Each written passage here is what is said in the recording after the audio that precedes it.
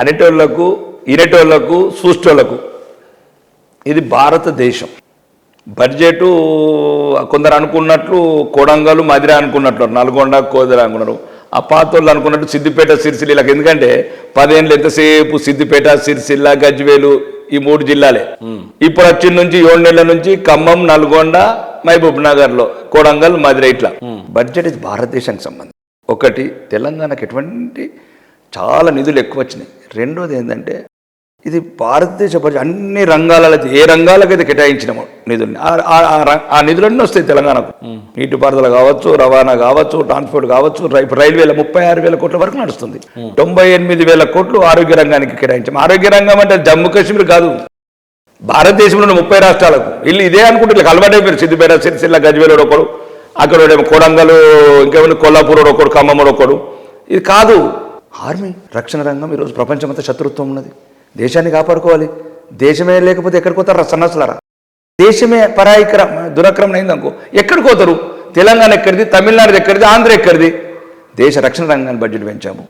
1,52,000 కోట్లు, 1,52,000 కోట్లు రైతులకు, 2,66,000 కోట్లు గ్రామీణ బంధాలు.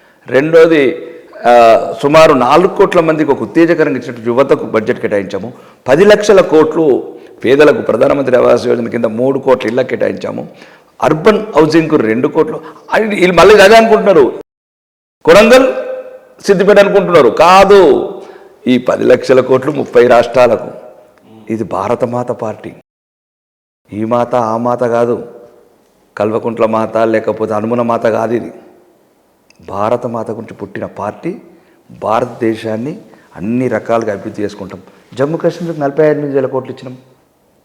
48,000 కోట్లు ఇచ్చినాం. తప్పేముంది? కిరీటం అది, కొహినూరు వజ్రం అది భారతదేశానికి. ఇక్కడ 4,000 కోట్లు ఇస్తలేం తమిళనాడు ఆర్మీకి. ఎక్కడ భద్రత తక్కువ ఉంది, ఎక్కడ దేశం విచ్ఛిన్నమవడానికి అవకాశం ఉంది, అడుగడుగున సైనికులు చనిపోతున్నారు, వాళ్ళని కాపాడుకోవాలి కదా. ఏం తెలుసు సన్నాసులకు? దేశం అంటే ఏం తెలుసు, రైతాంగం అంటే ఏం తెలుసు? రైతులకు ఇంతకన్నా మంచి బడ్జెట్ ఏం చేస్తాం? విద్యార్థులకు రుణాలు, ముద్రా లోన్స్ 10 లక్షల నుంచి 20 లక్షలకు. మహేందర్, మీరు గమనించండి దయచేసి మీడియా ఫీలింగ్లో, మీలాంటి లంబాడి బిడ్డలు, మాలాంటి వ్యవసాయం బిడ్డలు, చిన్నకారు రైతు బిడ్డలకు అది. ఈ దొరల బిడ్డలకు, రేవంత్ రెడ్డి వాళ్ళకు, వీళ్ళకి కాదు అది అర్థమైంది కాదు ఈ భాష.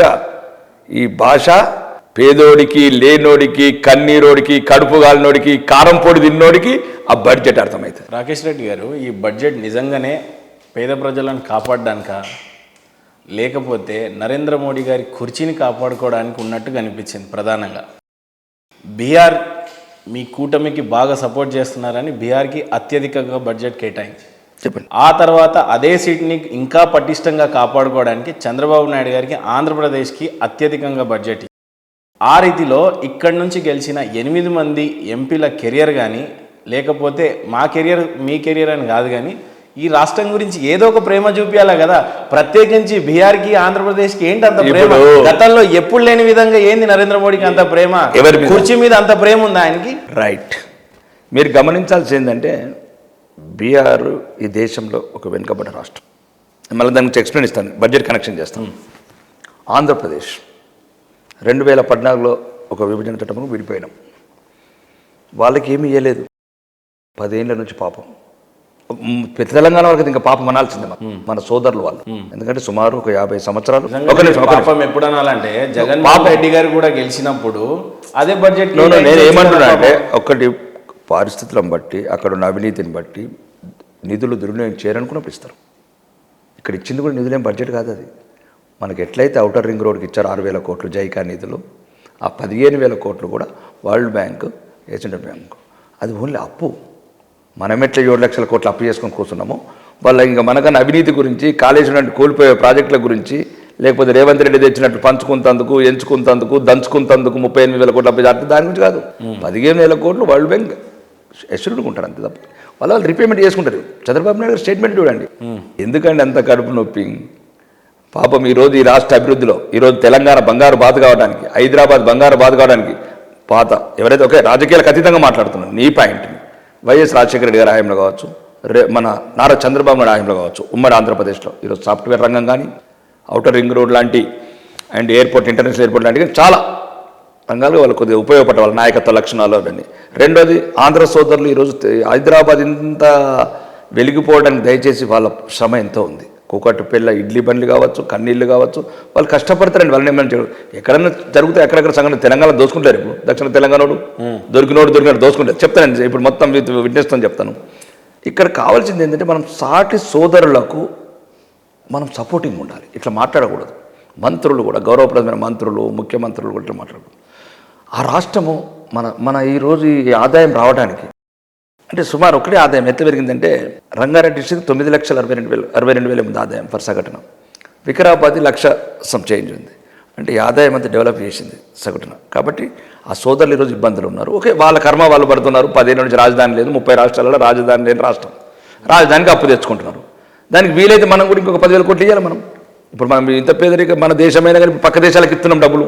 ఇప్పుడు నిన్న కూడా భూటాన్కి ఇచ్చాము, శ్రీలంకకి ఇచ్చాము. మనం కూడా ఏం చేయాలి? ఒక అప్పు ఇంకొక 10,000 కోట్లు కూడా మన రాష్ట్రం నుంచి ఇవ్వాలా? ఎందుకంటే మన రాష్ట్రాన్ని అభివృద్ధి చేసి, మన హైదరాబాద్ని అభివృద్ధి చేసి విడిపోయిన అన్నదమ్ముల్లాగా రేవంత్ రెడ్డి గారు కమ్మలు అమ్మలు మంచి మాట్లాడితే తీయగా కమ్మ వాళ్ళంటే అమ్మ లాంటి వాళ్ళు, తల్లి లాంటి వాళ్ళు, పాలు పెరుగు పెడతారు, వ్యవసాయం చేస్తారు. మరి ఆంధ్రలో అంటే అంత పగెందుకు? తప్పిది ఒకటి అందరూ ఏం పడుతున్నారు, అపోహ చేసింది. ఇది కాంగ్రెస్ ఏంటంటే తాము చేసిన వాగ్దానాలని మభ్యపెట్టడానికి, దాన్ని వెలుగులోకి రాకుండా వేయడానికి ఇదొక ఆ ఇష్యూని హైజాక్ చేశారు.